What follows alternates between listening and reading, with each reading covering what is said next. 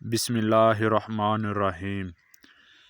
شامی بن ابن عابدین نے مختلف احادیث سے وہ 8 لوگ بتائے ہیں جن سے قبر میں سوال نہیں ہوگا۔ پہلا شہید ہے جو اسلامی ملک کی سرحدوں کی حفاظت کرتے ہوئے اللہ کی راہ میں شہید ہو جائے۔ دوسرا، مرض طاعون سے فوت ہونے والا، ایسا شخص جو کہ طاعون کے مرض میں مبتلا ہو اور اسے موت آ جائے تو اس سے قبر میں سوال نہیں کیا جائے گا۔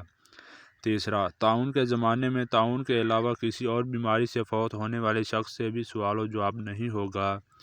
چوتھا، صدیق سچے انسان کو بھی سوال و جواب کا سامنا نہیں کرنا پڑے گا۔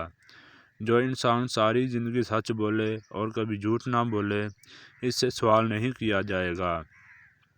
5، بچے، چھوٹی عمر میں فوت ہو جانے والے بچے سے بھی سوال نہیں کیا جائے گا۔ 6، جمعہ کے دن فوت ہونے والے شخص کا بہت مقام ہے، حدیث ہے کہ اس سے بھی سوال نہیں کیا جائے گا، اور اس کے علاوہ رات کے وقت فوت ہونے والے سے بھی سوال نہیں کیا جائے گا۔ 7، ہر رات سورہ ملک پڑھنے والا شخص کبھی بھی قبر سے سوال و جواب نہیں کیا جائے گا۔ بعض علماء کرام نے اس میں سورہ سجدہ کا بھی اضافہ کیا ہے۔